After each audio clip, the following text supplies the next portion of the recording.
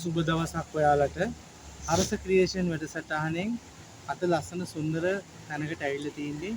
ඒ පූජනීය කතරගම මහා දේවාලයට තමයි අපි දැන් මේ ඇවිල්ලා ඉන්නේ. අපි එනම් වැඩසටහනෙන් ඉදිරියට ගිහිල්ලා මේ පූජනීය ස්ථානයේ නරඹමු.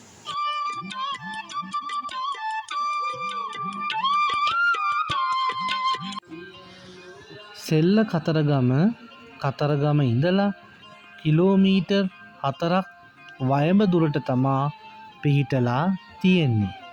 මැණික්ගඟේ කඳු මුදුනක පිහිටා තියෙන මෙම කුඩා නගරයක් වන අතර එය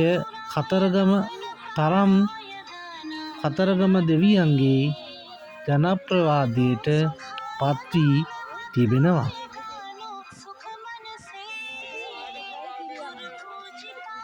අද සෙල්ල කතරගම විවිධ ආගම් පසුබිමක් තියෙන ජනතාව පැමිණෙන අතර මෙම ස්ථානය විචිත්‍රවත් සංස්කෘතික ප්‍රදේශයක් බවට පරිවර්තනය වී තිබෙනවා.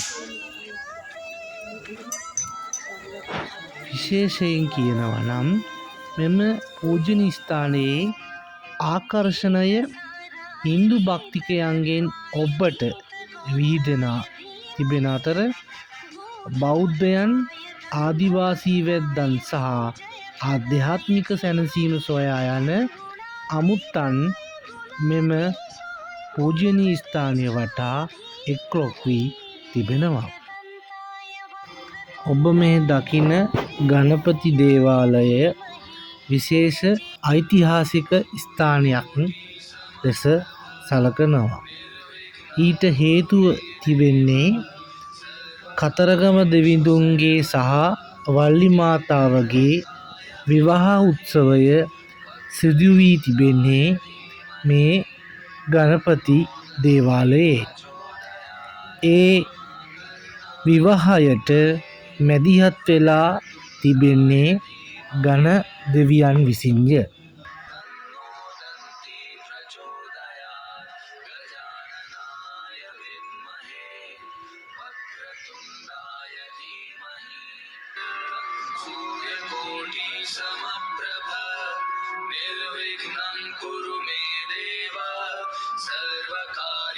सर्वदा एकदन्ताय विद्महे वक्रतुण्डाय धीमहि तन्नो दन्ती प्रचोदयात् महाकर्णाय विद्महे वक्रतुण्डाय धीमहि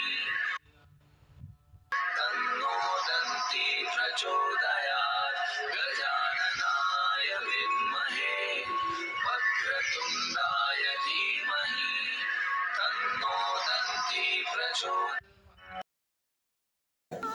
කතරගම දෙවියන් සෙල්ල කතරගමට විශේෂයෙන් පැමිණියේ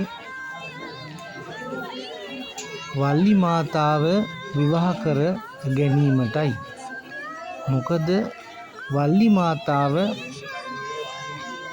පදිංචි වෙලා හිටියේ මෙම සෙල්ල කතරගම ප්‍රදේශයේ.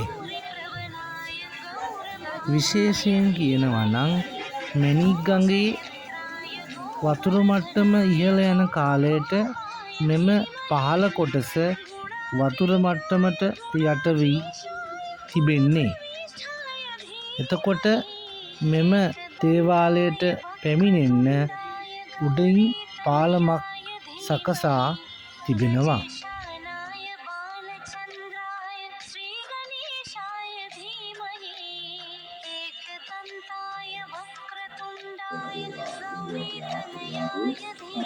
මේ එන බැතිමතුන්ට උඩමළුවට පිවිසියාම මෙහි තිබෙන විහාරයට යාමට හැකියාව තියෙනවා. ඒ වගේම තමයි සෙල්ල කතරගම මහා දේවාලය සහ අතිරේක දේවාලයන් මෙම විහාරස්ථානයේ පිහිටා තිබෙනවා.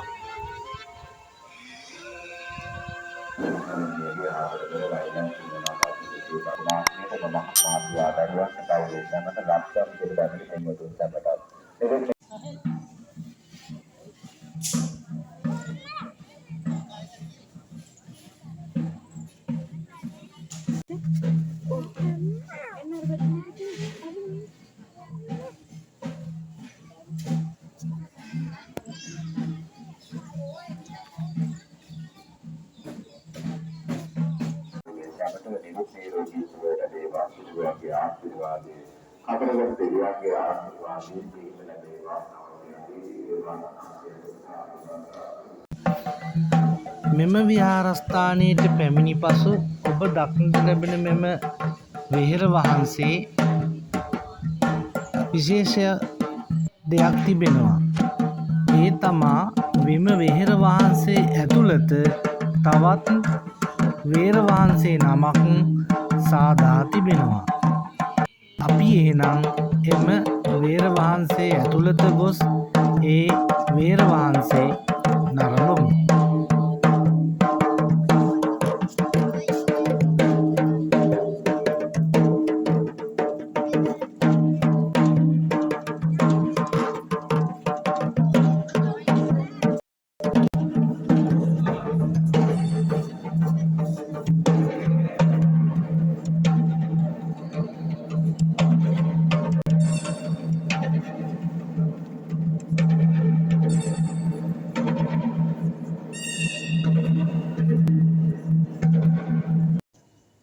ඔබ දැන් මේ දකින්නේ සෙල්ල කතරගම පිහිටා තිබෙන කතරගම මහදේවාලයයි.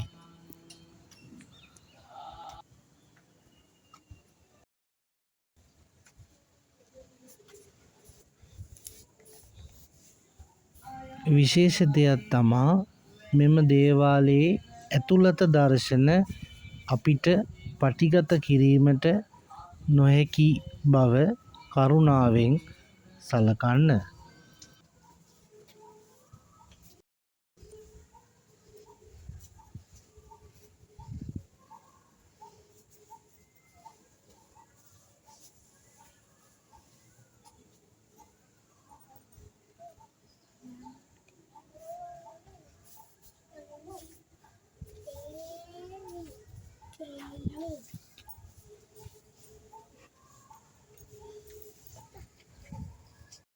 බොහොම ස්තුතියි නම් සියලු දෙනාටම අපි නැවත වැඩසටහනින් හමු වෙමු. අපිට ඔයගොල්ලොන්ගේ කමෙන්ට් එක ලයික් එක ලබා දෙන්න. එහෙනම් බොහොම ස්තුතියි.